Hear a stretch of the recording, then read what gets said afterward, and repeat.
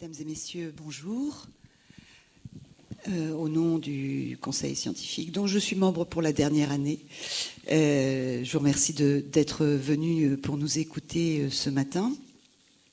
Donc, je suis Isabelle Landonat, je suis professeure d'histoire du Moyen-Âge à l'université de Reims et j'ai eu l'idée, sans doute étrange, par rapport à la totalité de la programmation, d'organiser un débat sur le fait qu'on pouvait partir sans bouger. C'est une idée qui peut sembler un petit peu farfelue. Du reste, au moment où je l'ai proposée dans le Conseil scientifique, il y a eu un léger flottement, ce qui, après tout, compte tenu du sujet dont on va parler, n'était pas très étonnant. Pourquoi ai-je eu cette idée ? Eh bien, parce que, au-delà de toutes les choses extrêmement passionnantes et intéressantes que vous pouvez entendre durant ces journées sur la question de partir, il m'a semblé, et c'est probablement parce que je suis médiéviste, qu'on ne pouvait pas faire l'économie, et j'espère que ce débat contribuera à, sinon le démontrer, du moins l'illustrer. On ne pouvait pas faire l'économie du partir sans bouger. C'est-à-dire de ces états dans lesquels les individus sortent d'eux-mêmes ou ont l'impression de sortir d'eux-mêmes pour des raisons diverses et variées, avec des moyens divers et variés, dont on va parler, et qu'on ne pouvait d'autant moins en faire l'économie que, on aura l'occasion, je pense, de le dire, qu'il y a une forte dimension, pour la période dont je suis spécialiste, genrée à la question du partir. Puisque finalement, moi, je suis spécialiste d'une société où la liberté de mouvement des femmes est extrêmement limitée. Donc on aura l'occasion d'y revenir. Donc le débat a été intitulé assez rapidement, je dois dire, Trans, Extase, Vision, Strawberry Fields, point de suspension, on pourrait allonger la liste, partir sans bouger. Et à un moment, j'avais même eu l'idée, mais c'était peut-être un peu trop leste, d'intituler le débat complètement barré. Mais bon, faut peut-être pas exagérer non plus quand même. Alors, donc l'idée générale, vous l'avez comprise, c'est de disserter, de converser plutôt que de disserter agréablement avec les collègues que je vais présenter dans un instant, de cette question fondamentale. Comment peut-on partir sans bouger ? Par quels moyens ? Pour quelles raisons ? Dans quel contexte ? Et quel est le statut de ces personnes qui, à un moment, pour une raison X ou Y, avec des moyens qui peuvent être variés, font un voyage intérieur, ont des visions, des rêves, des songes, où ça donne à la prophétie, au présage, ont des tentations, au-delà, ou plutôt en deçà pour les périodes les plus hautes, de ce qu'on appelle les paradis artificiels, célébrés par des artistes, des poètes à partir du XIXe siècle. Et les paradis artificiels tels qu'on peut les concevoir aujourd'hui ont une histoire qui est une histoire extrêmement récente en réalité. On va essayer de s'expliquer sur cette question. Alors, pour animer ce débat, je suis très heureuse d'accueillir à ma droite Dominique Jaillard, qui nous vient de l'Université de Genève, où il est professeur. Donc, il a fait un assez long voyage pour nous rejoindre. Je l'en remercie une fois encore. Donc, il est professeur à l'Université de Genève et il est spécialiste d'histoire des religions antiques, et plus particulièrement de la Grèce, d'où les quelques caractères que vous avez vus tout à l'heure sur l'écran.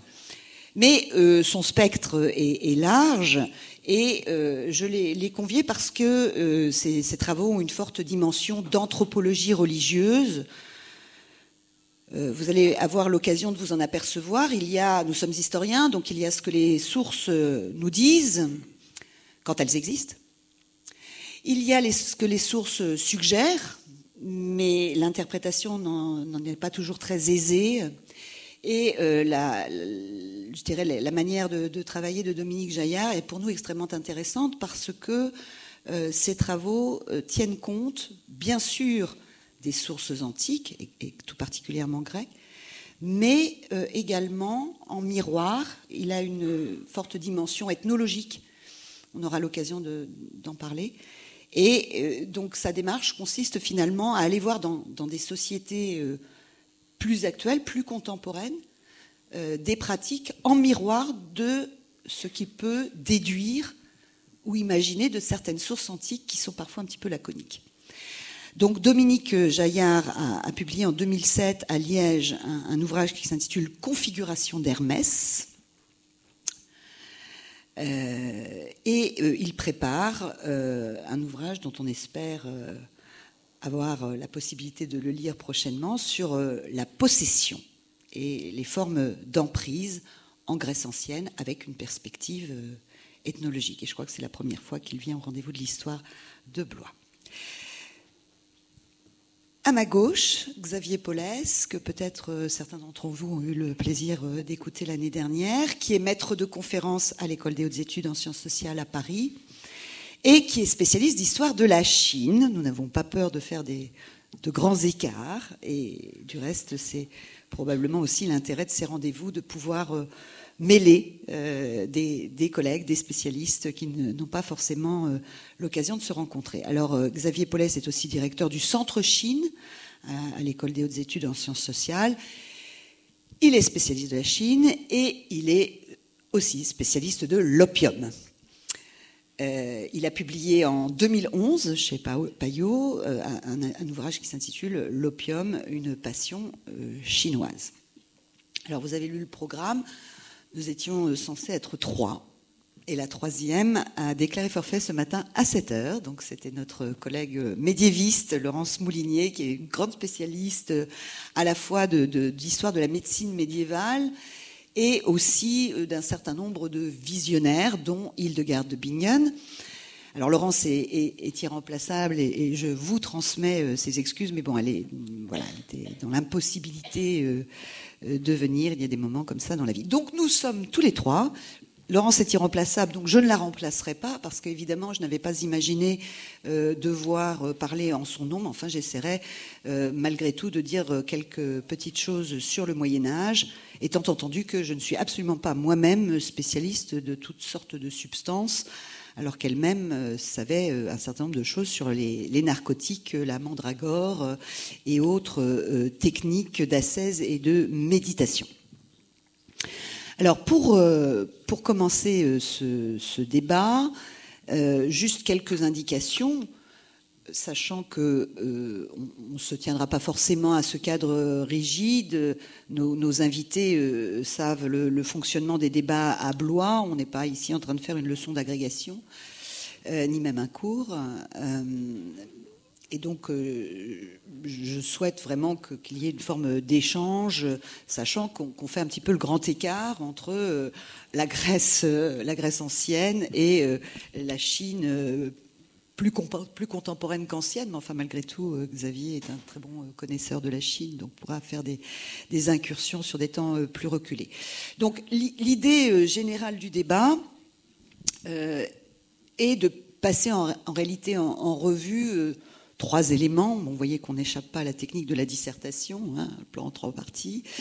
D'abord, les manières de partir sans bouger, et je crois qu'on va peut-être passer un petit peu de temps sur la question des substances, des techniques, le comment, en réalité, de se partir sans bouger, et aborder par ce biais-là ce que je disais tout à l'heure, c'est-à-dire les questions de typologie, parce que finalement, il y a 1001 manières de partir sans bouger, et il y a des termes très différents pour désigner ces voyages, que l'on parle le songe, le rêve n'est pas la vision n'est pas le voyage intérieur n'est pas le présage ou la prophétie, et encore moins le paradis artificiel, pour essayer d'apprécier ces questions de technique en réalité, hein, qui est peut-être ce qui vous a fait venir, je ne sais pas. Il n'y aura pas de travaux pratiques, hein, je précise, nous n'avons pas prévu de travaux pratiques, car ce n'est pas licite. Le deuxième élément qu'on souhaiterait aborder, c'est celui qui concerne les objectifs, sachant que de ce côté-ci de la scène, il y a une dimension religieuse forte qu'on retrouvera moins de ce côté-là de la scène. Mais justement, c'est intéressant de comprendre comment l'Occident se situe en matière de partir sans bouger dans des zones qui ne sont pas forcément celles qu'on retrouve en Orient ou en tout cas en Chine. Et puis enfin, on essaiera de parler des individus eux-mêmes, sachant que les trois éléments, malgré tout, se mêlent, des individus, des groupes d'individus, de leur statut, de la manière dont on les encadre ou pas. Éventuellement aussi, ce que cela peut dire du fonctionnement politique, social des sociétés dans lesquelles ils se trouvent. Et je vous le disais tout à l'heure, il y a quand même une dimension genrée à notre propos, même si l'absence de Laurence Moulinier va rendre les choses peut-être plus compliquées. Mais enfin, néanmoins, Dominique Jaillard, vous le verrez, peut nous parler très précisément de ces questions-là dans l'Antiquité. Alors, peut-être pour commencer, et nous aborderons les choses de façon chronologique, je vais poser une première question sur la question des substances et des techniques à Dominique Jaillard, à ma droite, pour essayer de comprendre un petit peu comment, dans la Grèce antique, finalement, on connaît des états seconds qu'on va investiguer, mais qu'il y a un certain nombre de substances qui sont mises en œuvre, et notamment le vin, dont je n'ai pas encore parlé, mais le vin n'est pas un puissant narcotique. Et le vin nous permettra de faire une transition de ce côté-là de la scène avec Xavier Paulès, car la Chine est réputée pour son thé, mais la question du vin en Chine est une question tout à fait intéressante. Alors Dominique, d'abord peut-être sur la question des substances, de ce qu'on peut en savoir, des sources peut-être, on pourrait commencer par là, puisqu'il y a quelques images dont j'espère ne pas en obstruer la vue. Les sources et les substances en Grèce antique, avec quelques éléments de datation aussi, peut-être. Tout à fait. Disons que les sources, comme toujours quand on est antiquisant, elles sont peu nombreuses. Et il faut jongler entre des sources de nature très très très différentes qui n'apportent pas du tout le même type d'information.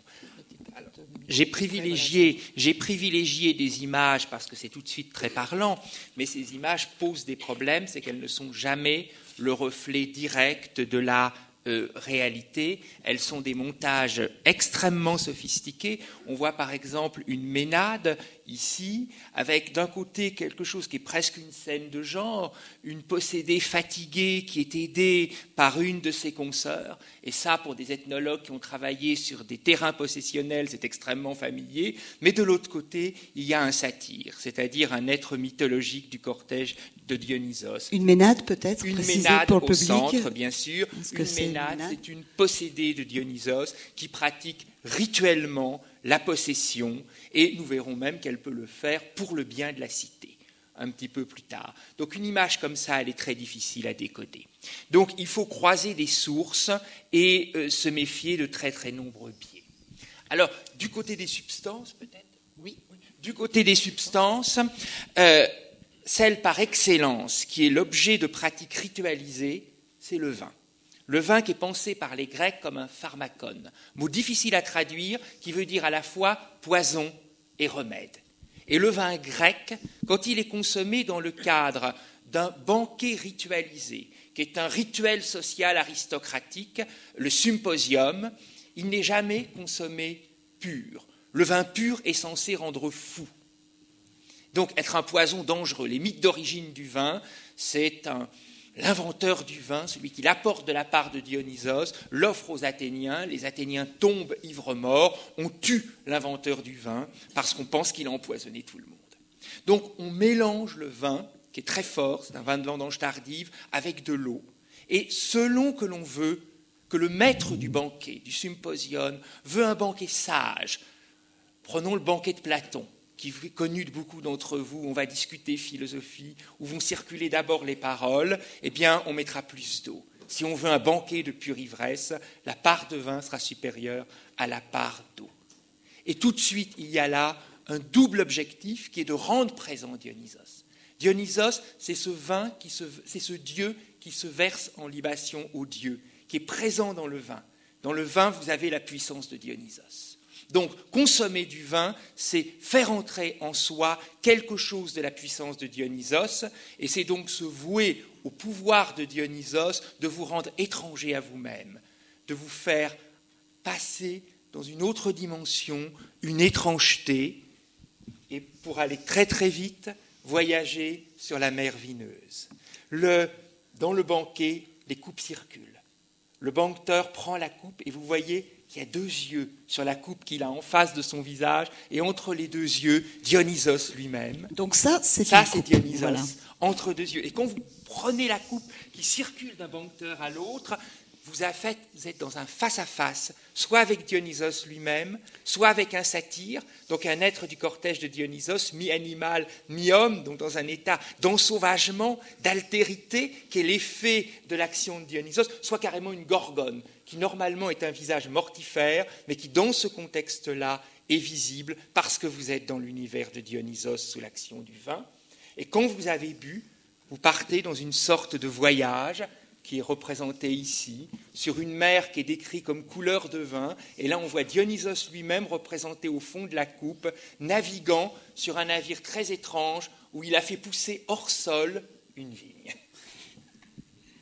Donc, les narcotiques, pour désigner ça d'une façon plus générale, en Grèce, on n'en connaît pas.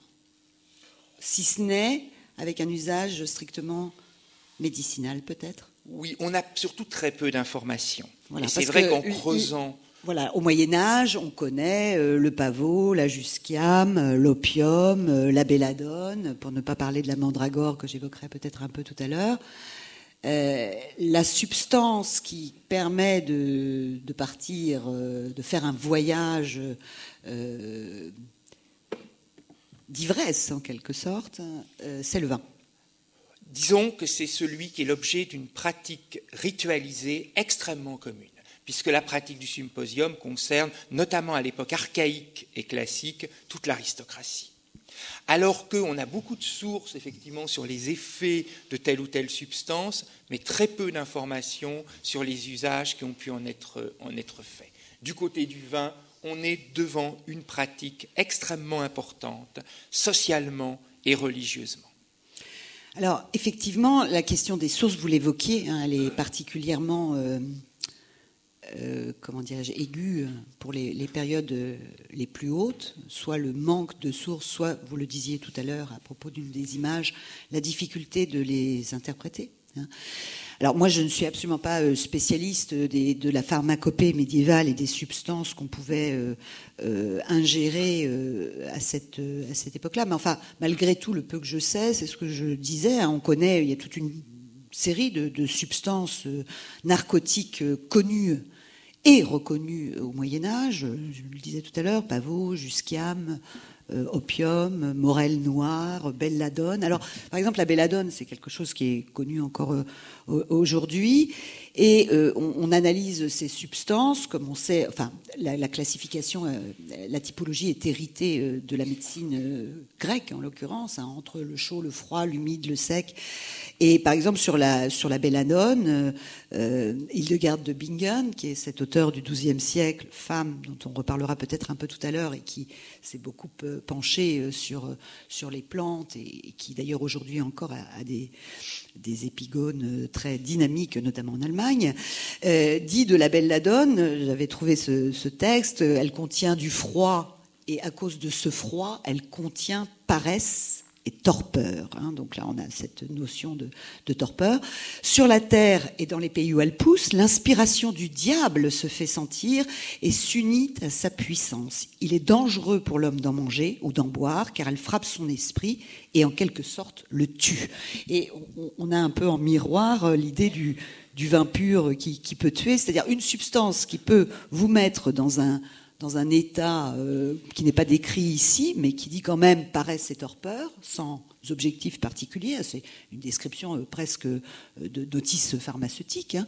Et elle dit aussi, à propos du pavot, par exemple, le pavot est assez froid et assez humide, sa graine, si on en mange, apporte le sommeil et débarrasse des démangeaisons. Bon, là, on n'est pas dans quelque chose de très précis non plus, si ce n'est paresse, torpeur qui revient. Bon, donc ce n'est pas une indication sur ce que vous disiez à l'instant dans une pratique sociale plus généralisée. Là, c'est quelque chose de très, très descriptif. Si on va à l'autre bout de la chronologie, évidemment, la première chose à laquelle on pense dans nos sociétés, c'est l'opium. Alors Xavier, peut-être un certain nombre d'observations sur l'opium dont vous êtes un spécialiste, et on ne se posera pas la question de savoir si vous êtes un consommateur. Alors ce que vous avez dit est tout à fait passionnant. Je buvais les paroles de Dominique tout à l'heure. D'abord, ça m'a fait penser à une chose. Avec modération. Sans modération. Ça m'a fait penser à une chose, c'est qu'en fait, on retrouve, il y a une constante qui se retrouve dans plusieurs domaines linguistiques, c'est le fait qu'on a une convergence entre la notion de remède et la notion de drogue, le pharmacone. Alors, dans les langues germaniques, c'est à peu près la même chose. Je parle sous le contrôle d'Isabelle. Drogen, je crois que ça signifie les deux. Et en chinois, c'est la même chose. Le terme de yao signifie à la fois le médicament, le remède et la drogue. Donc, l'opium va être, en particulier dans ses débuts, désigné sous ce vocable. Alors, effectivement, l'idée qu'on a, peut-être, à cause d'Hergé, à cause de beaucoup d'iconographie, en particulier à partir du 19e siècle, c'est que l'opium serait la drogue chinoise. Bon, j'ai un petit peu titillé avec cette idée reçue avec le titre du livre qu'Isabelle a cité, L'opium, une passion chinoise. Donc l'idée que l'opium serait la drogue chinoise. Bon, l'opium, je ne vais pas rentrer dans les détails, mais vous savez ce que c'est. C'est une substance qui est connue dans toute l'Eurasie depuis une époque très reculée. On trouve des mentions de l'opium dans l'Iliade. C'est le suc du Papaver somniferum qui est avalé sous différentes formes, sous forme solide, sous forme liquide. Et en Chine, en Asie plutôt, va se produire une révolution au XVIIe siècle, c'est qu'on va fumer pour la première fois l'opium, dans un premier temps mélangé avec du tabac, XVIIe siècle, et l'invention, qui est celle-ci purement chinoise, c'est la consommation d'opium pur, c'est-à-dire ce qu'on connaît dans l'iconographie, donc la longue pipe, la lampe avec une forme très, très spéciale, et la position couchée du fumeur, parce que le fumeur doit être à l'abri du vent et doit manipuler des instruments assez délicats, et donc il faut qu'il soit couché. Bon, tout ça on connaît, et donc on a l'impression que l'opium est la drogue chinoise. Bon, c'est une énorme erreur de perspective parce que l'opium, la consommation massive d'opium dans l'histoire chinoise est extrêmement brève. C'est un phénomène qui court sur un siècle et demi maximum. Pour aller être vraiment généreux, c'est entre 1800 et 1950. Pendant cette période-là, on peut considérer qu'une fraction significative ou considérable de la population chinoise fume l'opium. En dehors de ça, c'est un phénomène extrêmement marginal, pour des raisons en particulier de cherté du produit avant et pour des raisons de politique très répressive après, quand la Chine devient communiste en 1949. Donc l'opium n'est pas la drogue chinoise. La drogue chinoise, c'est le vin. La drogue chinoise par excellence, c'est le vin. Alors, Excellent, parce que là, on voit quand même des rapprochements qui sont tout à fait étonnants. Oui, alors quand j'ai commencé à travailler sur l'opium, j'ai cherché des témoignages littéraires en chinois sur l'opium. J'étais très déçu. Il y a quelques poésies du 19e, pas grand-chose, et un ouvrage de quelque ampleur, écrit par un personnage qui s'appelle Zhang Changjia à la fin du 19e siècle, qui s'étend un petit peu sur la consommation d'opium, mais c'est extraordinairement restreint comparé à un continent véritable de la production littéraire chinoise, qui est la poésie, qui se rapporte au vin. Alors, la poésie chinoise, on pourrait en parler pendant des heures. Le thé est extraordinairement absent comparé au vin. Il y a absolument c'est incommensurable. Le vin est extrêmement présent, donc la littérature chinoise, en particulier la poésie de l'époque Tang, qu'on considère comme une apogée du genre. Quelle époque ? Les Tang, c'est en gros, fin du premier millénaire. Donc, les grands poètes comme Li Pai et Tu Fu, en fait, le vin est extrêmement présent. Pourquoi ? Eh bien, parce que beaucoup de ces personnages, les jeunes personnages qui s'épanchent dans des œuvres littéraires, sont des bureaucrates, c'est-à-dire des gens qui ont passé les systèmes d'examen impériaux et qui sont devenus des fonctionnaires. Et pour eux, le vin est un espèce de moyen d'évasion, de sortir de leur quotidien, qui est le quotidien d'un bureaucrate de haut niveau, mais néanmoins pas forcément toujours très folichon. Et donc, c'est une manière pour eux d'entretenir un certain mythe de l'éloignement, du retrait du monde, et en particulier avec cet idéal du retrait d'une vie érémitique, avec la hutte dans la montagne. Et la consommation de vin fait largement partie de cette boivent tout seuls. idéologie. C'est-à-dire que par rapport à ce qu'évoquait Dominique tout à l'heure, le symposium, qui est une pratique sociale collective et aristocratique plutôt, là, on est dans une dimension beaucoup plus individuelle. C'est une des possibilités. L'autre possibilité, qui est un véritable genre à lui-même, c'est le poème de séparation. Parce que ces bureaucrates-là, ils vont être de retour à la capitale à des périodes régulières dans leur carrière, et ils vont retrouver au début... Ils vont retrouver des personnes qu'ils ont rencontrées dans leur carrière, et à un moment, ces personnes vont se séparer pour retourner dans des postes différents. Et là, c'est un véritable océan de poésie consacré au thème de la séparation, c'est-à-dire on s'épanche sur le fait que cet ami de longue date, on va le quitter, et donc on va boire un dernier verre ensemble. Au moment où les routes se séparent, on évoque le passé, on évoque le futur, on évoque vraisemblablement le fait qu'on risque de jamais se revoir, etc. Et donc ceci est un véritable topos de la littérature poétique chinoise. Et alors, je ne vais pas trop m'étendre là-dessus, mais en fait, il faut voir aussi que ce qui est remarquable, c'est que le vin est une drogue extrêmement bien acceptée. Le fait même d'être dépendant au vin, à l'alcool, n'est pas réprouvé. Par exemple, dans des sources extrêmement normatives, par exemple, vous avez des généalogies de lignages dans lesquelles on célèbre la gloire d'un lignage, c'est-à-dire qu'une série de personnes qui sont liées par un lien avec un ancêtre commun, on va donc avoir des biographies. Dans ces biographies, on ne cache pas le fait que tel ancêtre était un ivrogne notoire, et donc il était tout le temps ivre, ou alors qu'il avait un penchant très, très fort sur la bouteille. Donc voilà, centralité du vin, de la drogue, de cette substance dans la vie intellectuelle et matérielle chinoise sur pratiquement 2 millénaires. Alors ça, c'est extrêmement intéressant de voir ce rapprochement et finalement des usages qui sont certes pas tout à fait comparables, mais en même temps qui convergent vers l'idée que le vin allège, le vin soulève, le vin permet d'entrer dans un état second et de faire une sorte de voyage. Vous évoquiez tout à l'heure, Dominique, la mer vineuse, et c'est vrai que c'est une expression qu'on retrouve, si ma mémoire ne défaille pas aussi, dans l'Iliade et dans l'Odyssée. Voilà, la mer vineuse. Bon, quelque chose d'un peu paradoxal quand on y réfléchit 2 secondes, car la mer est bleue et le vin l'est rarement, mais encore que la mer n'est pas toujours bleue, en réalité. Bon. Alors, ces questions de substance, c'est vrai que le vin, pour le Moyen-Âge, est de consommation courante et d'autant plus courante dans les sociétés chrétiennes, évidemment.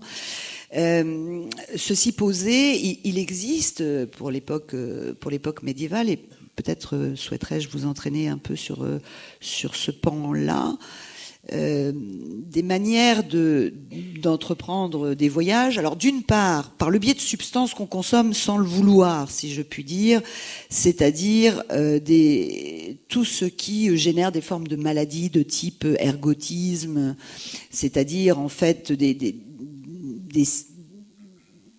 céréales avariées, des choses comme ça, qui provoquent des convulsions, qui éventuellement entraînent des conséquences plus fâcheuses, des gangrènes, des choses comme ça, dont l'une des représentations les plus saisissantes, je crois, de ces symptômes que provoque la prise de substances avariées, en réalité, qui provoquent des convulsions et qui, pour celui qui les observe, semble conduire les individus de fait dans un état second. C'est le rétable d'Issenheim, de Matthias Grunewald, qui représente très bien cette situation-là. Alors, des substances, disons que notre point de départ est la consommation volontaire dans une perspective donnée. Maintenant, ce qui existe aussi pour le Moyen-Âge, ce sont des techniques qui ne passent pas forcément par la consommation de substances, mais qui conduisent néanmoins à un état second, je songe à tout ce qui touche aux pratiques ascétiques, de méditation, de privation de nourriture, sous toutes ses formes, que l'on retrouve, par exemple, mais c'est pas exclusif, mais enfin la chose la plus connue, c'est chez les mystiques qui se privent dans une perspective ascétique, et on touche là à la fois à des choses très archaïques décrites jadis et naguère par Mircea Eliade, touche à la mystique, à la magie, à la religion, disons, au sens large. Évidemment, dans ces techniques, il y a toutes sortes de choses. On va commencer par l'immobilité, par exemple, quelque chose qui remonte très très loin, notamment dans le christianisme. Siméon le Stylite, le fait de se mettre sur une colonne et de ne plus bouger pendant des heures, des jours. On se demande comment il faisait. Bon, évidemment, ça contraint le corps et ça provoque mentalement des situations un petit peu particulières.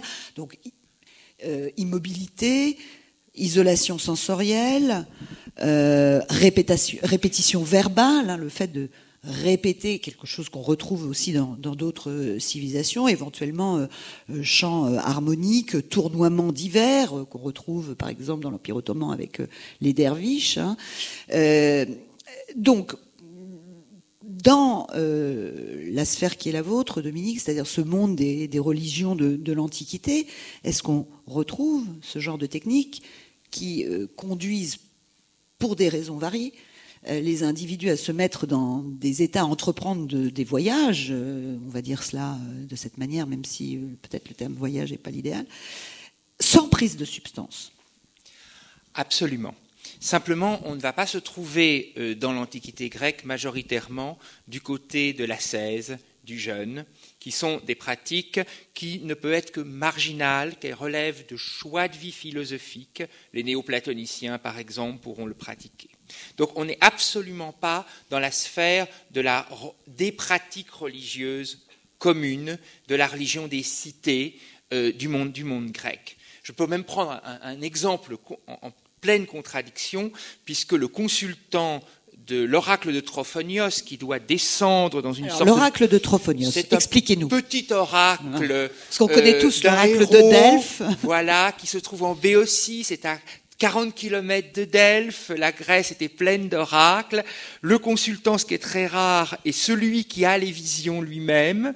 Il doit descendre sous terre et on le remonte dans un état assez patibulaire, puisque notre source principale, Pausanias, dit qu'il met un certain temps à retrouver la faculté de rire. Et on l'assoit sur un siège qui est appelé trône de mémoire. Et ce sont des officiants qui l'interrogent. Donc il y a sans doute un retour à soi qui est extrêmement difficile. Et c'est un rite. Qu'est-ce qui se passe sous terre ? Il voit ou il entend. C'est à peu près tout ce que l'on sait, puisque la seule vision qui nous est donnée par une source chez Plutarque est une grande vision philosophique qui concerne donc un consultant d'exception, mais sûrement pas ce que venait chercher le consultant ordinaire qui interrogeait pour le bien de sa cité sur des questions très concrètes. Donc on sait simplement que ça passe par la vision et par des bruits. Et qu'il est comme frappé sur le crâne, comme si les sutures du crâne se rompaient. Alors, ça ne veut pas dire, il faut faire très très attention, parce qu'on pourrait imaginer qu'il sort de lui-même comme une sorte de voyage. Ça n'est pas certain.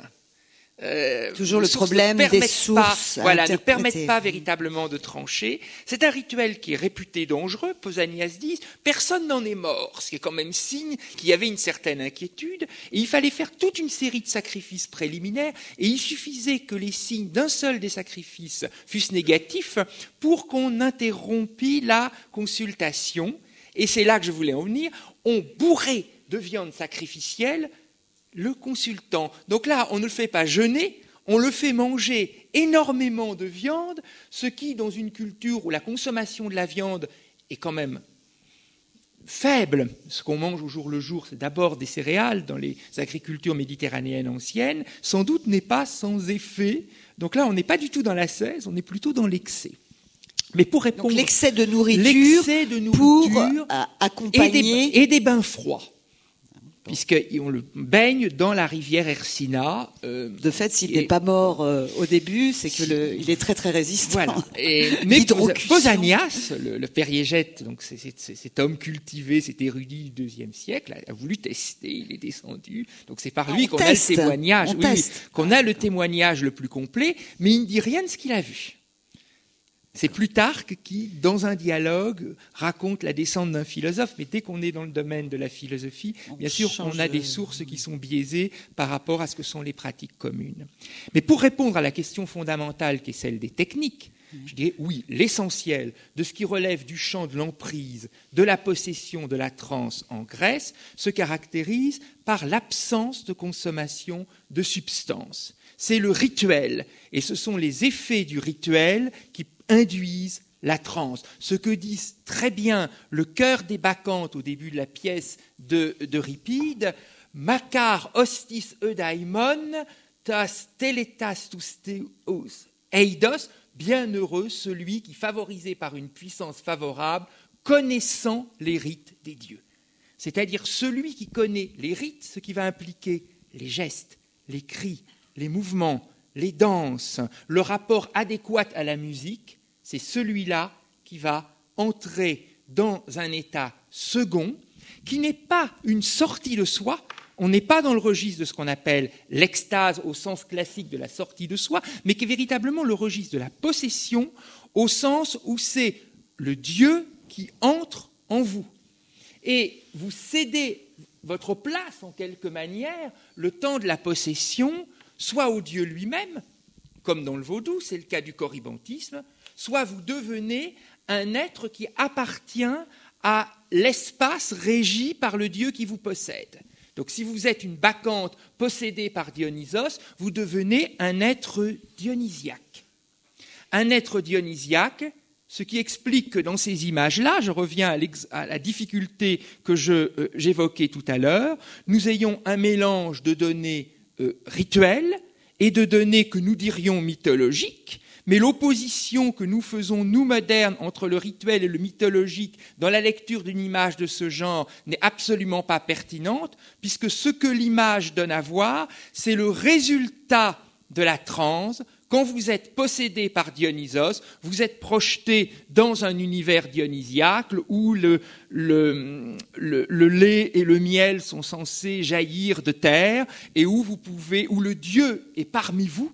Il est dit celui qui conduit la danse au milieu de ces bacchantes et où il n'y a donc aucune difficulté à voir des satyres, car il s'agit bien vous devenez un être dionysiaque, vous êtes dépossédé de vous-même pour devenir une possédée de Dionysos ou un corybante, mais si voyage il y a, car d'une certaine manière il y a voyage, c'est que sans bouger sur place, vous êtes dans un univers qui est un univers dionysiaque. Alors ce genre de rite se faisait plutôt, c'est très compliqué dans le détail, donc je suis obligé de schématiser. La représentation banale qu'on est donnée, c'est que ça y est sur la montagne, donc dans les confins de l'espace de la cité, en dehors de la zone labourée, de la zone cultivée, appropriée par les hommes, appropriée par le labour, par le sacrifice. Et cet espace des confins où Dionysos prend possession de vous, il est en même temps décrit comme la Lydie, la Phrygie, la terre lointaine où Dionysos est censé avoir appris dans les mythes les rites possessionnels. Donc vous faites bien un voyage dans une sorte d'âge d'or ambigu, puisque vous voyez que les rites sont censés être extrêmement violents. Je n'entre pas dans le problème de l'historicité. On dépèce à main nue des fans, c'est ce que donne cette image, et comme je le donnais avant dans ce petit passage, on tombe à terre dans l'acmé de la transe, dans le plaisir du manger cru. L'homophagie, on croque à belles dents un morceau du fan qui a été diasparagmé. Dans ce que vous dites, là, il y a une dimension exercice spirituel qui, dans l'absence de substance, j'entendais, qu'on retrouve, alors pour le coup, très, très tôt dans le christianisme, dans des pratiques d'ascèse, d'exercice spirituel qui permettent et qui durent évidemment jusqu'à l'époque moderne, qui permettent de communiquer avec Dieu. C'est pas forcément un voyage, mais enfin malgré tout, ça porte l'individu vers des territoires qui ne sont pas les territoires de la quotidienneté. Je crois que pour ce qui est à l'autre bout de la chronologie, parce qu'on évoquait, les substances, on va revenir, ça me fait penser comme une petite excursus à faire sur la question des substances dans un univers particulier, Xavier va nous en parler, mais pour continuer à filer sur l'absence de substances, il y a la question du voyage intérieur, qui est quelque chose aussi d'assez intéressant par rapport à l'idée d'une mobilité sans support, si je puis dire, sans support technique. Tout à fait. Alors peut-être que d'écouter Dominique m'a suggéré de faire une petite incise quand même sur le fait, on a dit que les rapports entre consommation de drogue et religion sont pas très pertinents en Chine. C'est pas exactement vrai, parce qu'en fait, ça m'a fait songer que il y a toute la question du thé. Alors le thé n'est pas vraiment une drogue, quoique faites une petite expérience après un bon repas. C'est copieux, consommer une quantité significative de thé très fort, et vous allez voir ce qui va se passer. C'est-à-dire qu'il y a des phénomènes... C'est licite, ça ? C'est tout à fait licite. Par contre, je vous conseille de le faire après un bon repas, sinon ça va très mal se terminer si vous le faites à jeun. Mais c'est un modificateur de conscience relativement puissant quand même, le thé. Eh bien, le thé, il doit son développement, sa dissémination en Chine, au rôle qu'il y a avec la méditation bouddhiste, en fait. C'est-à-dire que le thé se popularise à travers le réseau du monastère bouddhiste, en particulier à travers le mouvement Chan, qui a donné dans la racine japonaise, enfin l'excursion japonaise a donné le zen, qu'on connaît un petit peu en Occident. Eh bien, en fait, c'est donc les pratiques méditatives comme soutien, alors pas du tout comme modificateur de conscience. Le thé, au contraire, là pour permettre à l'esprit de rester en éveil, et donc aux moines de ne pas s'endormir pendant les longues séances de méditation. Et donc, s'il y avait une autre méthode, c'était aussi le moine qui passait derrière ses condisciples avec une baguette, qui tapait sur les têtes des moines qui commençaient à piquer du nez. Donc, le thé est un peu plus pacifique, et donc c'est ça la raison première de la popularité du thé dans l'ère culturelle chinoise et plus largement dans l'ère asiatique. Voilà. Alors après, pour ce qui est du voyage intérieur sans bouger, sans substance. Substance, c'est une idée qui n'est pas très chinoise en fait. Les objectifs pour prendre la consommation d'opium, il y a trois objectifs principaux. C'est l'objectif thérapeutique. Vous prenez l'opium. On retrouve pour le coup dans la civilisation médiévale. Tout à fait. La pharmacopée antique probablement. L'opium est un analgésique, mais aussi un antidiarrhéique contre la fièvre également. Donc voilà, c'est un excellent médicament. Remède. Tout à fait. C'est pratiquement une panacée. Deuxième raison, la résistance physique. L'opium permet de supporter de fortes charges de travail très physiques. Donc vous voyez dans les époques fin 19e, début 20e, tous les travailleurs de force en Chine qui ont recours très massivement à l'opium pour tenir le coup. La catégorie typique, c'est le tireur de pouce-pouce, celui que vous voyez dans Tintin, un travail épuisant, très dur physiquement. Voilà, on utilise l'opium. Et en fait, la consommation de plaisir, c'est celle à laquelle on pense en premier lieu, en fait, elle procède non pas du tout d'un rêve de sortir de soi, de planer, de faire des visions, etc. Mais absolument pas. L'idée, le plaisir provient d'une soustraction de la vie quotidienne, des embarras de la vie quotidienne. La sensation. En même temps, quand la prise de substance, c'est aussi pour fuir le quotidien dans nos sociétés. Exactement, j'y viens. En fait, il y a 3 dimensions à cette soustraction. La première dimension, elle est psychologique, c'est-à-dire qu'effectivement, c'est un modificateur de conscience, l'opium. La sensation qui vous habite, c'est un peu celle dans laquelle vous vivez après un effort physique long et prolongé. Parce que pendant cet effort physique long et prolongé, votre cerveau va fabriquer des l'endomorphine, et après vous vous sentez bien. Quand vous avez fait un long effort, après vous vous sentez bien. Voilà, c'est le même genre de sensation. Donc ça, c'est vraiment un effet physiologique de la drogue. Deuxièmement, la soustraction se passe dans l'espace, c'est-à-dire que vous rentrez dans un rapport à l'espace qui est spécifique, en particulier avec la position couchée, mais aussi parce que dans votre maison, quand vous êtes très riche, vous avez une magnifique pièce qui est aménagée juste pour la consommation d'opium, avec des calligraphies, avec de beaux objets d'art, avec tout un matériel magnifique pour fumer l'opium. Donc vous rentrez dans un espace différent, et vous rentrez dans une temporalité, dans un rapport au temps qui est différent. Pour 2 raisons. Pas seulement parce que vous êtes soustrait pendant l'heure ou les 2 heures que vous allez passer à fumer, vous allez être en dehors de vos soucis familiaux, en dehors de vos soucis professionnels, en dehors des embarras de votre vie normal, mais aussi parce que vous rentrez dans un tempo différent, dans un rapport au temps différent. C'est-à-dire que l'opium, c'est un ralentisseur du fait du rythme de la consommation, qui est un rythme très lent, qui nécessite beaucoup de petites opérations successives. Vous rentrez dans un rapport au temps, un tempo différent. Donc voilà, c'est plutôt le plaisir vient non pas du déplacement, de l'extase, mais de la soustraction. Alors, se soustraire est une manière de partir, d'une certaine façon. C'est s'évader. C'est ça l'idée générale. S'évader, quand bien même on ne bougerait pas de l'endroit où on est allongé pour consommer ces substances. Alors, si j'essaye de rassembler un petit peu les fils, peut-être l'intérêt de cette conversation, c'est de voir le rôle du vin, d'une part, et d'autre part, de voir la question du point de vue des pratiques sociales, en fait, aussi bien en Grèce ancienne qu'en Chine, et quand bien même les deux espaces n'auraient rien à voir, il y a quand même cette convergence qui n'est pas forcément centrale peut-être en Chine, qu'il est sûrement beaucoup plus dans la Grèce ancienne, en raison du lien entre le fonctionnement de la cité et les pratiques religieuses, enfin, qu'on peut qualifier de religieuses. Et ça me semble un point tout à fait intéressant, enfin, que personnellement je n'avais pas trop imaginé avant cette conversation. Alors, pour terminer quand même sur ces histoires de substances, de mes conversations préalables avec Xavier, il était ressorti que ça me semblait difficile d'évoquer dans ce débat les questions de substance sans aller quelques secondes sur un territoire qui semble un petit peu différent, mais c'est quand même important. Il est sorti en Allemagne en 2015 un ouvrage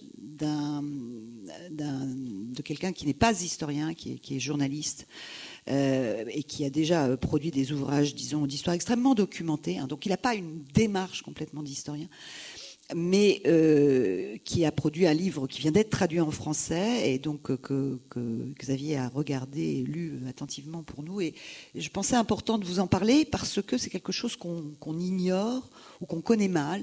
Donc cet auteur est allemand, il s'appelle Norman Ohler, et quand le livre est sorti en Allemagne l'année dernière, il a fait pas mal de bruit. Et il vient d'être traduit à la découverte en France sous le titre « L'extase totale, le Troisième Reich, les Allemands et la drogue ». Et peut-être quelques mots sur l'usage des méthamphétamines à une époque contemporaine et en dehors de la Chine pour comprendre finalement que là, c'est pas tellement l'idée du voyage intérieur, mais c'est l'idée quand même de faire des individus quelque chose d'autre que ce qu'ils sont dans le réel et sans substance. Sans compter évidemment des destinations qui n'ont rien à voir avec les pratiques bachiques ou les extases des mystiques médiévales. Parce qu'évidemment, là, on fait un peu le grand écart. Tout à fait. Alors, grâce à Isabelle, j'ai lu ce livre. Et en fait, je vais résumer la thèse de manière très générale. Le Troisième Reich a sécrété un discours qui opposait la pureté vers lequel il faisait tendre la population à la perversion du régime de Wehrmacht et d'une manière plus générale aux démocraties. Et donc, l'idée, c'était qu'on était en particulier dans le rapport à la drogue, à une période dans laquelle les Allemands s'étaient adonnés à des substances, des drogues, donc par la République Weimar, avait succédé un homme nouveau, donc complètement exempt de consommation de drogue. Et donc, ce mythe vole complètement en éclats dans le livre qui s'appelle donc L'extase totale, le Troisième Reich, les Allemands et la drogue. Et on a une thèse qui est assez forte, qui est que en fait la consommation en particulier de méthamphétamine a atteint des niveaux sans précédent dans la population allemande, même, tout à fait gigantesque. En particulier dans les troupes allemandes. Alors la thèse, une des thèses du livre, c'est que la guerre éclair est en fait une guerre chimique. C'est-à-dire que la résistance extraordinaire dont font preuve les fantassins et les conducteurs de chars et les aviateurs allemands pendant la période, pendant le coup de faux que donne l'armée allemande au cœur du dispositif défensif français, s'explique non seulement par une supériorité de tactique, non seulement par l'emploi des blindés, par une stratégie assez inédite, non seulement par une énorme bévue stratégique de l'état-major français, mais aussi par le fait que l'état-major français est surpris par le fait que les soldats allemands sont anormalement résistants, c'est-à-dire qu'ils ne prennent pas le temps de se reposer, et de fait, une des raisons qui explique cette résistance extraordinaire, c'est l'emploi d'une drogue, pervitine. Donc c'est une sorte de méthamphétamine qui est produite massivement, distribuée, utilisée par les militaires allemands. Et par contre, le correspondant. Donc ça marche sur le front occidental, si vous voulez, parce que on peut faire la guerre éclair en France, et ça ne marche plus sur le front russe, parce que tout simplement cette guerre éclair est impossible du fait de l'immensité du territoire russe, et donc la pervitine ne fonctionne plus. Et là, c'est le paradoxe du partir. Enfin, on bouge. Pour le coup, la drogue aide à bouger. Mais je trouvais important qu'on évoque ce livre parce que, au titre des prises de substances, c'est vrai que c'est assez étonnant. On savait tous plus ou moins que Hitler était passablement drogué, voilà, un junkie très tôt.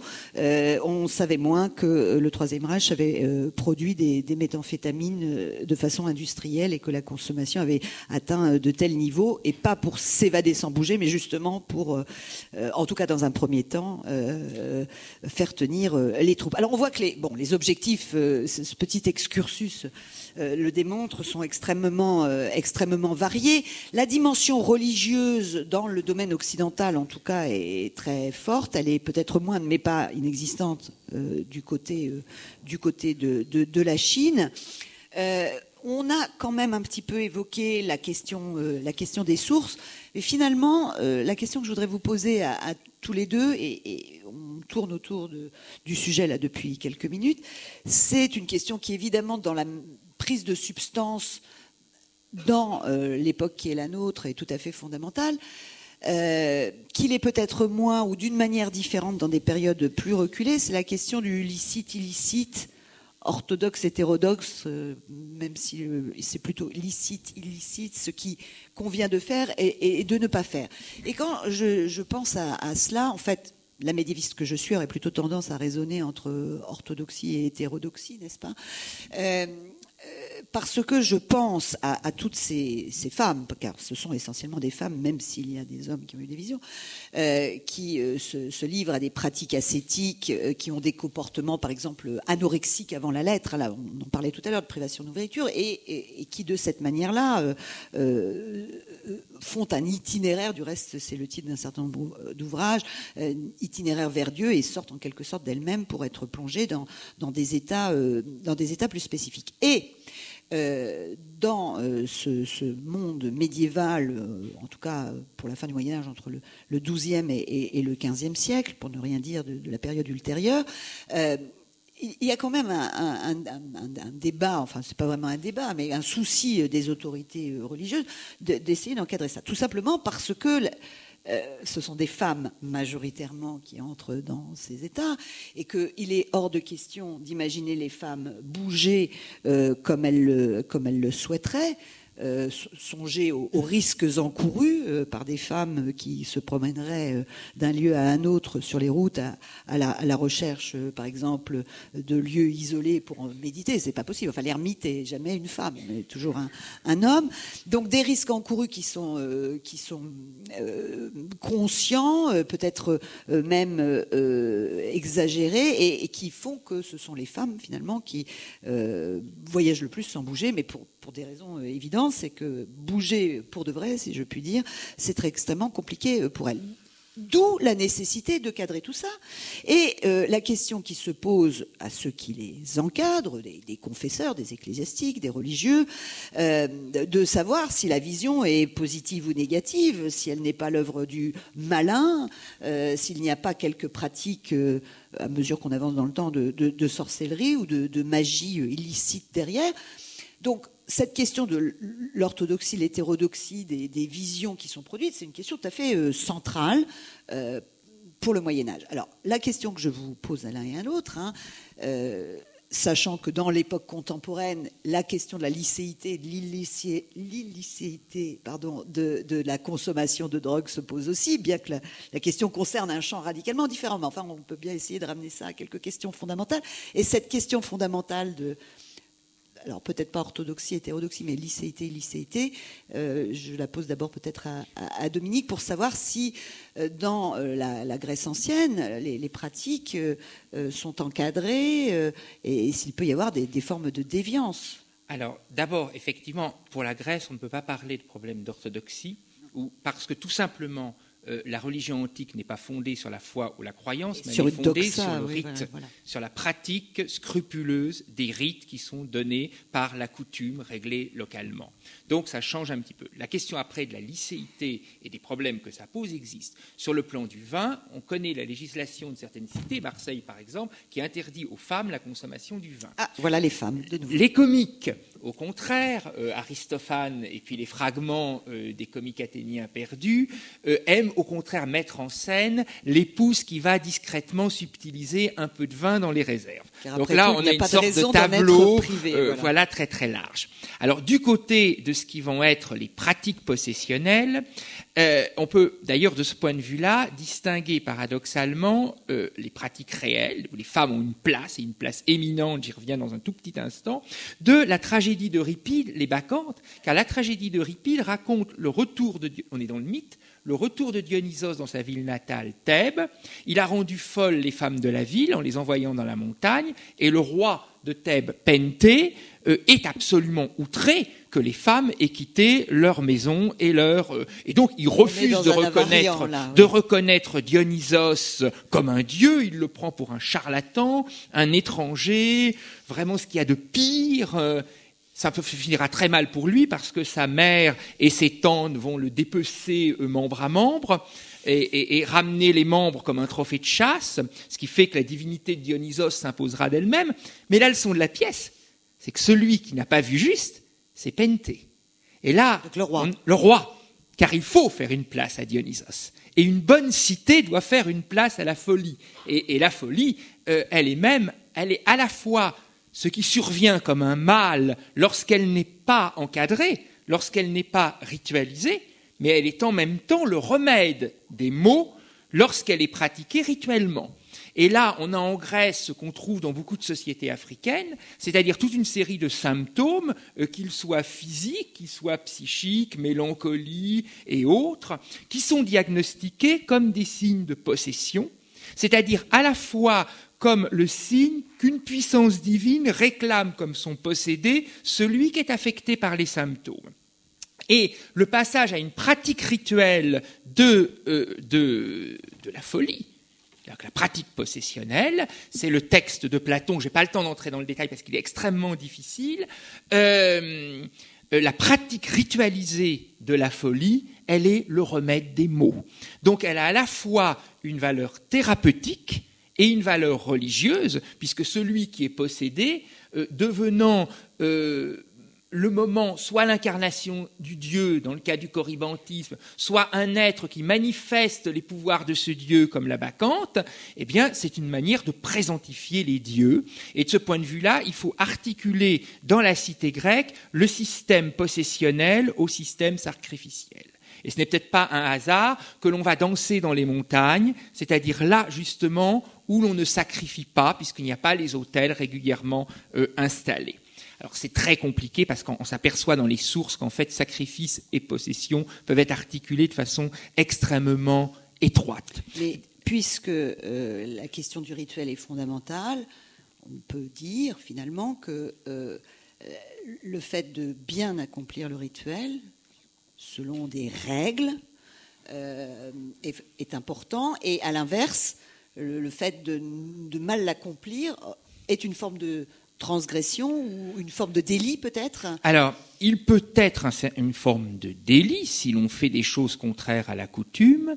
Il peut simplement être une erreur, et une erreur involontaire qui a pour conséquence que la bonne gestion des rapports entre les hommes et les dieux est rompue, et il s'ensuit des calamités pour les hommes, et la solution de ces calamités, ce seront des purifications, et ce seront l'accomplissement d'autres rituels. Mais ce qui est peut-être intéressant, c'est qu'on imagine toujours la cité grecque comme un monde exclusivement masculin. Effectivement, le système politique grec exclut les femmes. Mais comme système religieux et rituel, une cité grecque ne peut pas fonctionner sans ses femmes, puisqu'il y a des rites qui ne peuvent être accomplis au nom de la cité que par les femmes.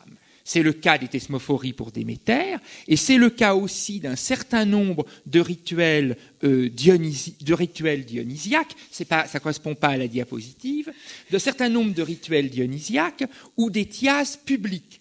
c'est-à-dire des groupes de femmes pratiquant collectivement la possession dionysiaque, le font pour le compte de la cité et pour le bien de la cité. Alors, je vous coupe 2 secondes parce que cette question de la place des femmes, finalement, dans des pratiques qui ont à voir, évidemment, au bon fonctionnement de la cité ou dans des pratiques religieuses pour le Moyen-Âge et qui ont à voir avec le fait de partir sans bouger, est quelque chose de, je crois, important. Alors, je ne sais pas, cette question-là, Xavier... Moi, je vais juste faire un tout petit ajout pour rebondir sur la question des femmes. En fait, elle est présente. La tentation féminine est très présente dans la littérature chinoise, dans des grands auteurs classiques comme Su Dongpo. L'idée que la femme est tentatrice et que derrière la belle femme, souvent se cache une créature divine qui va séduire l'homme pour capter son énergie vitale, en fait, elle va l'épuiser sexuellement, c'est une façon plus ou moins, c'est à peu près un équivalent, et également elle va le soustraire à ses obligations familiales et finalement l'amener très rapidement à la mort. Donc il y a effectivement un rapport aux femmes. Pour ce qui est du caractère licite et illicite, je reviens sur cette question à très grands traits, parce que là, on balaye pratiquement 2 siècles. Donc pour l'opium, en fait, on peut dire que le 19e siècle est dominé par une opposition licite-illicite. Il y a des périodes pendant lesquelles la consommation d'opium est interdite strictement à tout le monde, et d'autres, au contraire, il n'y a pas d'interdiction. Juste, je vous coupe là. Comment on peut passer sur une période finalement courte, si j'ai bien suivi ce que vous dites. Un siècle, quand même. Voilà, un siècle. C'est court, un siècle. Comment on justifie le passage de l'un à l'autre ? Enfin, comment on passe de la licéité à en fait, le caractère licite, il est imposé par la Deuxième Guerre de l'opium. C'est à la suite de la Deuxième Guerre de l'opium. Peut-être expliquer à notre public cette affaire-là, en 2 mots. Alors, les guerres de l'opium n'ont pas été... pour aller très vite, en fait, c'est la finalité de la guerre de l'opium, c'est toujours la fascination pour le marché chinois, et donc c'est pas le but de la guerre de l'opium, contrairement à ce que l'on indique, c'est pas d'imposer les importations d'opium à la Chine, c'est d'imposer l'ouverture plus générale, économiquement, diplomatiquement, politiquement à la Chine. Et une des conséquences, c'est la légalisation des importations d'opium en 1860. Mais ce n'est qu'une des conséquences, hein. C'est pas uniquement le but. Et donc ça explique qu'on bascule en 1860 justement dans un statut légal.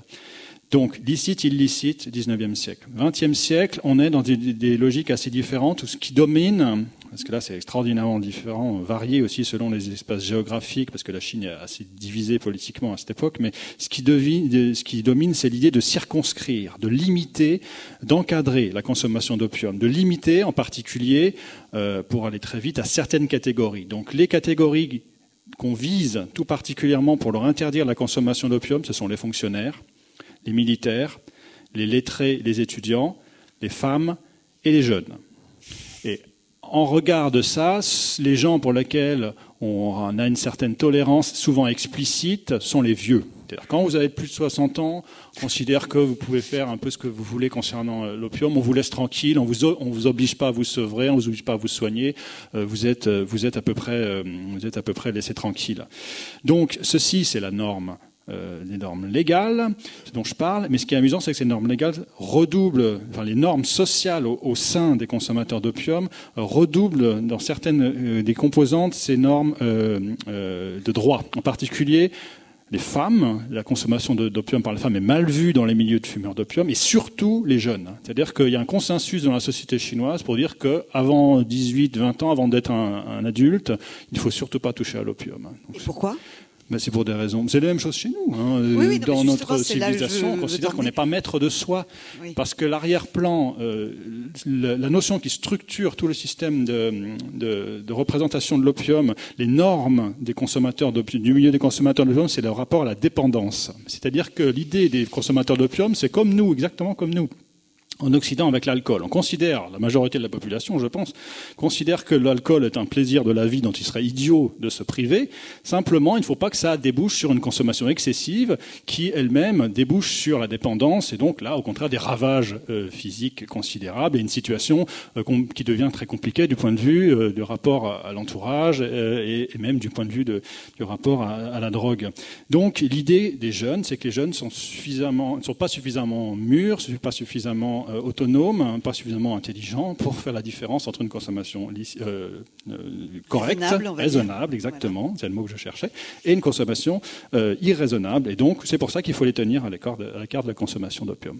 Alors, c'est intéressant parce que, finalement, on en arrive à l'idée, alors on pouvait la deviner un petit peu en amont de ce débat, mais que malgré tout, d'un point de vue, dans une perspective d'histoire sociale, soit le rapport aux substances elles-mêmes, soit finalement ce sur quoi elles débouchent, ou les techniques ou les substances,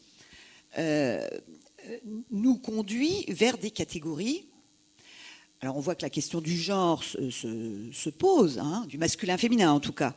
Et il est dévolu un rôle aux femmes, je pense aux pythis, je pense aux prêtresses, dans les sociétés antiques.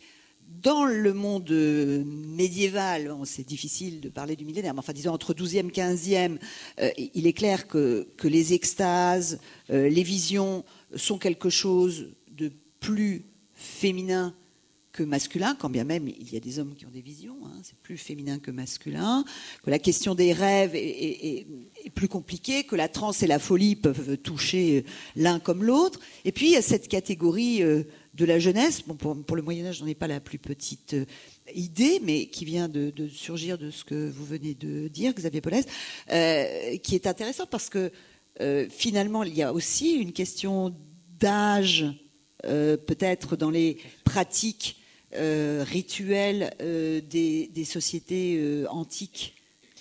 Ah, absolument. Et d'ailleurs, je ne peux que rebondir, mais du côté du vin, à ce qu'est la réglementation de l'opium en Chine, parce que bon, le symposium, c'est une pratique qui est réglée, ritualisée, qui ne fait pas de problème. Mais après, il y a des discours... Comme la consommation d'opium peut être d'une certaine manière un peu ritualisée, ce que vous disiez au début de notre conversation. Mais on a des sources qui donnent des jugements de valeur sur la consommation en général du vin. Parce que, bien sûr, si le symposium est un lieu de consommation privilégié parce qu'il a une fonction sociale et religieuse particulière, on peut boire du vin en dehors du symposium, dans toutes sortes d'autres circonstances. Et on a des textes de Platon, par exemple, qui disent qu'il ne faut pas que les jeunes boivent de vin avant 18-20 ans, parce qu'il y a déjà assez de feu en eux. Il ne faut pas rajouter le feu du vin. Et on conseille, au contraire, une forte consommation... Un bon entendeur. Une forte consommation de vin aux vieillards, parce que comme ils sont affaiblis, il faut justement que le feu de Dionysos, il le consomme. Donc on a une réflexion extrêmement étroite sur ce type de questions. Sur ce type de questions. Alors, peut-être le temps file vite, en réalité, il est déjà moins 25, donc il faut qu'on réserve un peu de temps, j'imagine, à la salle pour qu'elle puisse vous poser des questions. Peut-être pour terminer, je voudrais faire un lien, alors à la fois à travers la perspective de Dominique, qui est peut-être moins évidente finalement dans le monde dont Xavier est spécialiste, mais c'est aussi intéressant de dire ce qui n'existe pas, enfin ou ce qu'on n'observe pas, je ne sais pas si ça n'existe pas, qui est dans cette approche ethnographique ou ethnologique qui peut être la vôtre pour des raisons, on l'évoquait au début de notre conversation, pour des raisons de difficulté à interpréter certaines sources, et en même temps parce qu'il y a des réminiscences. Vous évoquiez tout à l'heure les sociétés africaines. Évidemment, on pense au vaudou et plus largement aux pratiques chamaniques. Est-ce que dans ce que l'on peut savoir, et vous d'une part et peut-être Xavier aussi de l'autre, de pratiques contemporaines, soit en termes de consommation de substances, soit en termes de techniques d'autosuggestion qui portent à sortir de soi d'une manière ou d'une autre, de ce qu'on peut savoir donc de façon très contemporaine, qu'est-ce que ça permet de comprendre de sociétés plus anciennes ou bien qui sont moins familières à l'Occident? Alors, peut-être une remarque de méthode qui est extrêmement importante. On ne peut en aucun cas utiliser les données ethnographiques provenant de sociétés diverses et contemporaines pour combler les vides, les lacunes de la documentation. Cela a été fait et c'est désastreux. Parce que justement, ce que l'étude fine attentives, les micro-analyses de contextes possessionnels différents dans une même culture ou dans des cultures différentes montrent, c'est une extraordinaire variabilité des pratiques et de ce qu'elles mettent en jeu. C'est pour ça que pour ma part, par exemple, je suis extrêmement réticent au grand schéma explicatif à la Iliade du type opposition chamanisme-possession. La réalité est toujours beaucoup plus intéressante et beaucoup plus riche. Et en Grèce, par exemple, on a des choses très très proches de ce qu'on connaît dans le vaudou, où en fait le possédé est le cheval de l'instance qui le possède, et puis le dionysisme qui n'a rien à voir. Ce que le matériau ethnographique permet, c'est une compréhension d'une expérience, pas tellement d'expérience au sens intime et personnel, mais disons d'un contexte possessionnel, de la pratique, de ce qu'elle induit, et ça permet de poser aux sources antiques des questions que le philologue ne pourrait pas lui poser, parce que nous venons d'une société où ce genre de choses n'est pas évidente, donc on ne voit pas ce que portent les sources antiques, en évitant toujours la transposition directe. Le livre, par exemple, d'Henri Jeanmaire, Dionysos, qui a maintenant 65 ans, reste un livre merveilleux, mais il était imprudent quand il transposait des données marocaines pour expliquer des trous de la documentation dionysiaque. Alors, peut-être pour conclure, et avant de vous donner la parole, sauf si Xavier... Oui. Ce que je voulais dire aussi, c'est que dans l'appréhension, finalement, de ce qui permet... technique, substance, de sortir de soi. D'un point de vue chronologique, et je pense que l'auditoire l'aura perçu, mais il y a quand même un changement à l'époque contemporaine, dans la perception des drogues, par exemple. Dans les modes de consommation, entre masse et pas masse, individu, collectivité, légal, pas légal, cette histoire-là, elle est récente. Quelques remarques peut-être sur ce côté-là, Xavier, sur parce que je pense, c'est pas la Chine, mais ce sont les paradis artificiels et la substance, je ne sais pas très bien d'où elle provenait, mais aux consommations d'opium dans les sociétés occidentales au XIXe siècle. Oui, et la manière dont socialement la chose est perçue. En miroir de ce que vous disiez tout à l'heure sur la consommation. Oui, disons, la consommation de drogue devient vraiment une question éminemment politique dans la deuxième moitié du XIXe siècle. En Chine, un peu plus tôt, en fait, parce que la consommation de drogue en Chine, ça c'est peut-être quelque chose que je veux souligner, c'est une bonne occasion. Avant les années 1860, le débat porte non pas sur la nocivité de la consommation d'opium, non pas sur les ravages que ça fait dans la population, mais sur la dimension économique. C'est-à-dire que ce qui gêne les Chinois dans les années 1830, c'est pas vraiment le fait que l'opium fasse des personnes dépendantes, c'est pas vraiment que l'opium fasse des ravages dans une petite section de la population, en particulier du Sud. Ce qui les gêne, c'est que l'opium les importations massives d'opium clandestin venus d'Inde, dans les cales des vaisseaux britanniques, c'est que cet opium déséquilibre complètement la balance commerciale. C'est ça le vrai problème. C'est un problème éminemment de politique. Alors, ça, pour conclure et avant de vous donner la parole, c'est tout à fait frappant ce que vous dites là, parce que pour revenir à des débats très très contemporains qui sont un peu loin de nos bases, mais parmi les questions qui se posent sur la légalisation de la consommation d'un certain nombre de drogues, en l'occurrence le cannabis, ici en France, dans l'argumentation déployée par ceux qui y sont favorables, l'argument économique joue très fort pour expliquer que finalement il y a toute une économie souterraine qui génère outre les ravages de la chose, mais qui génère des profits absolument considérables. Et si on autorisait des formes de consommation régulées, cela rendrait les choses moins intéressantes du point de vue économique et donc briserait un peu les marchés. Bon, alors sur ces paroles, mais bon, moi je ne sais rien de ces choses-là, évidemment, ou pas grand-chose, si ce n'est qu'en tant que citoyenne. Je vous remercie tous les deux de ce grand écart que nous avons fait continuellement pendant 1h15 maintenant. Et je donne la parole à la salle qui a peut-être finalement envie de poser des questions à nos deux spécialistes, soit sur la Grèce et les religions antiques, soit à l'autre bout de la chaîne chronologique sur la Chine, l'opium. Alors, mademoiselle. Oui, j'ai madame, une question. Peut-être. Excusez-moi, je ne vois pas bien. Mademoiselle, madame, on ne sait plus trop. Il paraît qu'on ne dit plus oui, mademoiselle, voilà, sachez-le. Oui. Donc, madame. Madame. Alors, j'ai une question sur, en fait, sur l'alcoolisme en Grèce antique, parce qu'on a évoqué le fait que finalement, c'était pas si négatif que ça d'être un ivrogne en Chine. Et donc, je voulais savoir ce qu'il en était du regard social ou religieux de l'alcoolisme ou de l'ivrogne en Grèce antique.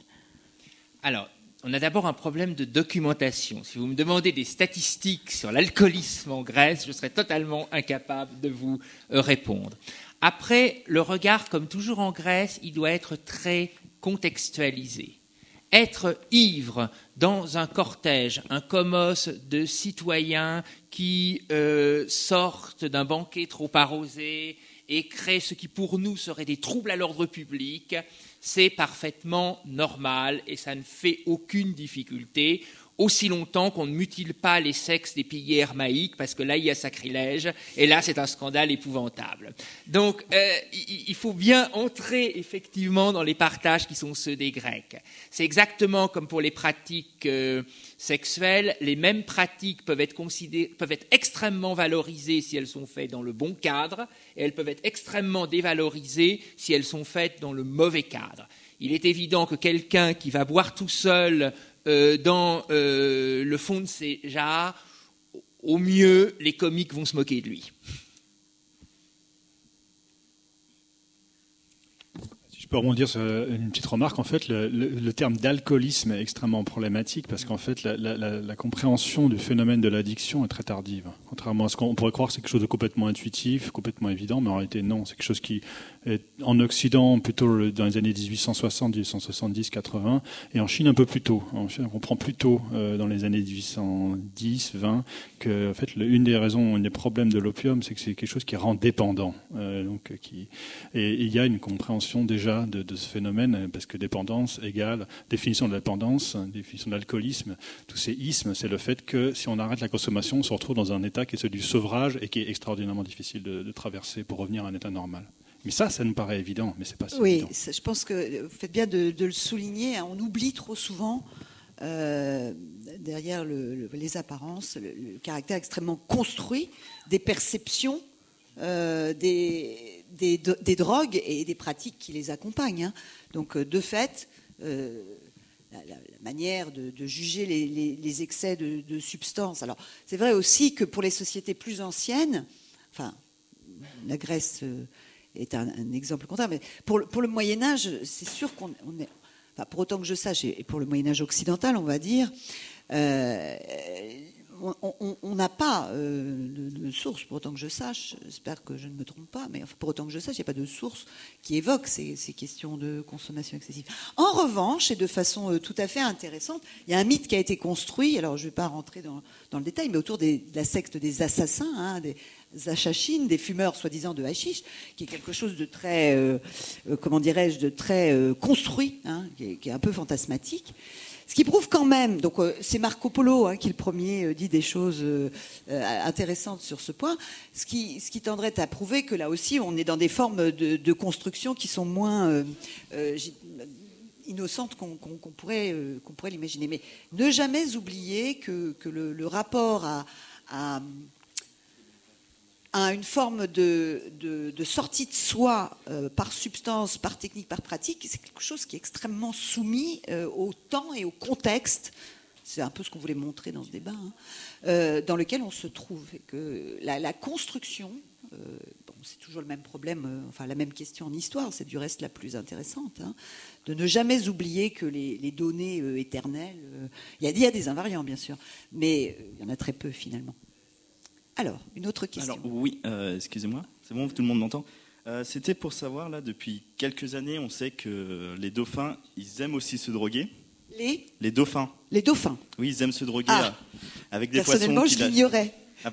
En fait, les dauphins, Oui, les animaux. Oui. Les animaux, d'accord. Et on sait que les dauphins sont des animaux très intelligents, qui sont presque aussi intelligents que l'homme.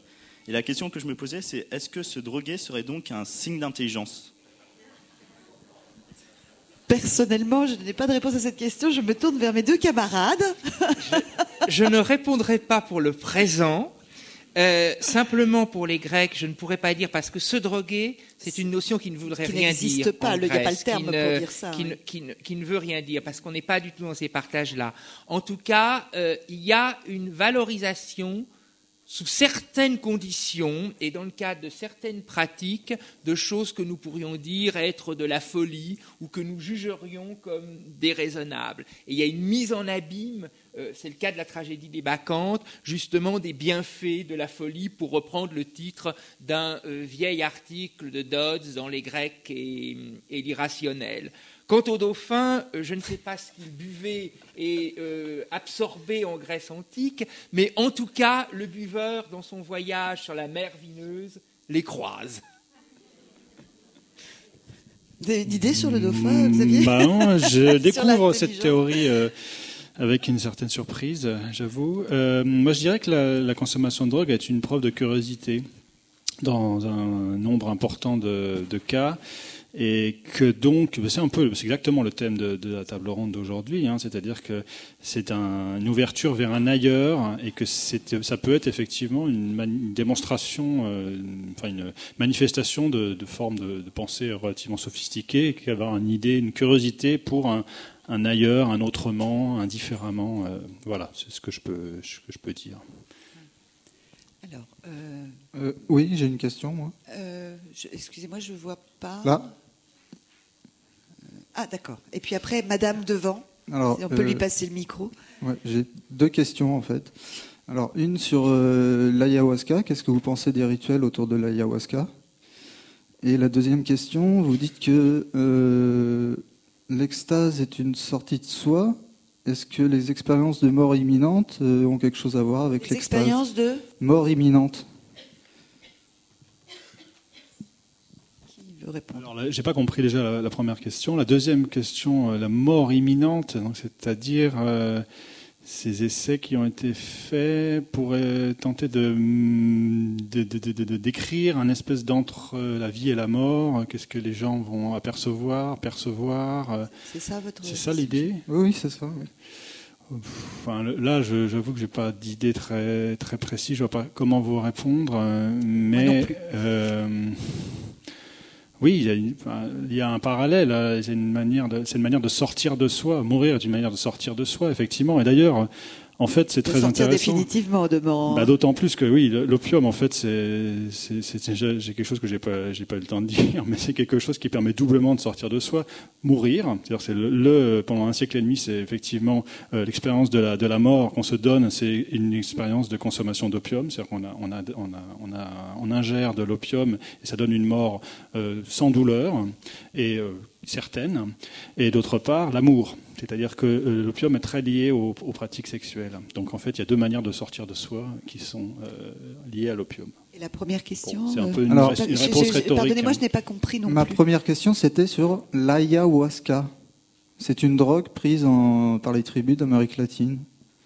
Alors, moi, je n'ai pas du tout d'idée sur la question. En l'occurrence, ça me permet de dire que j'avais requis pour ce débat une spécialiste des sociétés amérindiennes, qui n'a pas pu se rendre disponible. Bon, là, je vais peut-être reprendre le crachoir. Alors, en fait, je ne connais pas ce cas typique. L'exemple que je peux donner, c'est un peu plus, un peu moins éloigné géographiquement que tout ce dont on a parlé.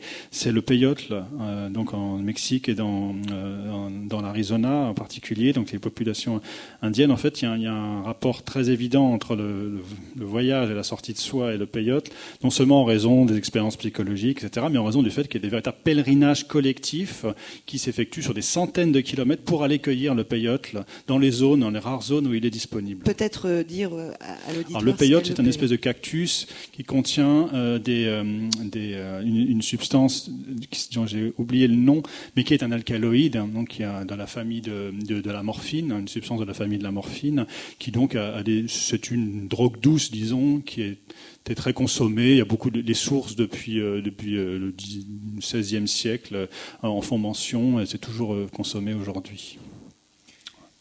Peut-être juste, je ne suis pas du tout spécialiste de l'Amérique latine, mais c'est très intéressant de regarder des sociétés qui privilégient l'usage de substances pour des états possessionnels, des états de transe, et des sociétés qui privilégient uniquement des formes de pratiques rituelles sans substance. Côté grec, on est plutôt dans ce que j'ai vu de ce côté-là. La pythie, on a essayé de mâcher du laurier, ça fait rien. Et c'est clair que ce ne sont pas des substances. Et pour ce qui est de la mort, si on pense par exemple à une sortie de l'âme du corps, ça suppose qu'on est à l'intérieur en Grèce de certaines spéculations philosophiques qui ont déjà construit un certain type d'opposition entre l'âme et le corps, ce qui ne marche pas par exemple pour la tragédie que j'évoquais précédemment. Au contraire, les anciens, et là il faut toujours être très attentif à entrer dans les catégories propres d'une culture. Le sommeil et la mort sont, pour les Grecs, des expériences du léthé, de l'oubli, qui fait couple avec mémoire, mnémosyné. Et c'est autour de cela que va pouvoir être construit un discours sur les effets du sommeil, de la mort, ou d'un certain nombre d'états dans lesquels on devient absent à soi-même, quitte à ce que ce soit pour laisser place, par exemple, à une puissance d'inspiration. On a des récits d'inspiration du poète Archiloque, où il est frappé de stupeur, il y a un blanc, l'été, puis il devient un poète en relation avec les muses. Ça, c'est un autre aspect de l'emprise qu'on n'avait pas évoqué. Donc vraiment être très très attentif à regarder comment anthropologiquement c'est construit à l'intérieur d'une culture donnée. C'est peut-être la réponse la plus générale que je pourrais vous faire. Merci. Alors Madame devant, je crois. Oui. Pardonnez-moi, je ne vois pas bien, donc en dépit des projecteurs qui ont été allumés. J'ai été interpellée par une toute petite phrase de monsieur qui a parlé au niveau des cépages des vignes, de récolte tardive. Et comme j'ai fait certaines expériences avec un vin beaucoup plus pur, sans substance, disons, moderne ajoutée, j'ai vu une différence incroyable, en fait, ce qui se passait au niveau de l'ingestion d'un vin ordinaire. Alors, je ne parle pas du GVOR, bon, c'est des vieux vins, mais qui, pour moi, donne une certaine beuverie, pour ceux qui en boivent beaucoup, bien sûr, mais coupe quelque chose avec une certaine, un autre plan, disons plus haut. Et je pense qu'il en est de ça pour tout ce qui est sur Terre, de toutes les drogues. Et aussi, je voulais parler aussi un peu de la différence entre les hommes, parce que partout sur Terre, j'ai travaillé depuis longtemps sur beaucoup de civilisations. Donc les plus récentes, c'est Castaneda, le Dalai Lama, les soufis, etc. On n'est pas égaux devant les drogues. C'est-à-dire certaines personnes n'ont pas besoin de ces drogues, d'autres oui, et d'autres à petite quantité ou peut-être une seule fois pour transformer quelque chose dans la personne. Et ça, c'est une grande question que soulèvent tous les gens un peu mythiques. Oui. En même temps, voilà. on excède un peu le territoire de l'historien, me semble-t-il. Ce que vous dites est probablement juste, mais c'est vrai que, sur la question de qui a besoin de quoi, nous, on est un peu démunis. Enfin, en tout cas, je ne sais pas si on est démunis, mais c'est pas. Mais je pense que ça rebondit assez sur le texte qui est là, justement, sur ce dysfonctionnement. Bien sûr. Si les choses sont un peu différentes, mal cadrées, pas pures, dans les substances et tout, on arrive à des dysfonctionnements. Vous savez, même la question de la pureté, c'est une vaste question, de la définition de ce qui est pur et de ce qui ne l'est pas. Et on c'est arrive un peu comme le licite et l'illicite. Juste pour le pur et l'impur, en fait, il y a un basculement. Justement, on parlait d'entrer dans la modernité, dans la contemporanéité. Il y a quelque chose de crucial, c'est que précisément, on rentre dans la période moderne, dans le XXe siècle, fin 19e, 20e, dans une période dans laquelle on consomme des molécules. C'est-à-dire des substances chimiquement absolument pures. La morphine, c'est une molécule. Vous pouvez en donner la composition chimique. L'héroïne, c'est une molécule. Les méthamphétamines, ce sont des molécules. C'est-à-dire quand vous consommez ça. Alors qu'effectivement, dans les périodes plus anciennes, on était dans des substances beaucoup plus complexes. Le vin est un exemple typique. L'opium est un exemple typique dans lequel vous avez toute une catégorisation de qualités différentes. Effectivement, vous avez des opiums qui étaient des super opiums recherchés, chers, avec des richesses aromatiques. Exactement, comme le thé. des richesses aromatiques, et vous aviez l'équivalent de la piquette qui était poussée dans des terrains pas mal appropriés, souvent coupés, enfin de la cochonnerie, mais qui était beaucoup moins cher, effectivement. Et donc, je pense que là, il y a effectivement, pour revenir à une distinction que Isabelle faisait très pertinente, c'est un des symptômes de l'entrée dans la modernité, précisément, c'est l'avènement de ces substances chimiquement pures. Alors, je vous remercie de votre attention. Il est 11h et je crois que le temps est écoulé. Donc je vous remercie. Je remercie aussi nos invités pour les lumières qu'ils ont bien voulu nous apporter. Merci à tous. Au revoir.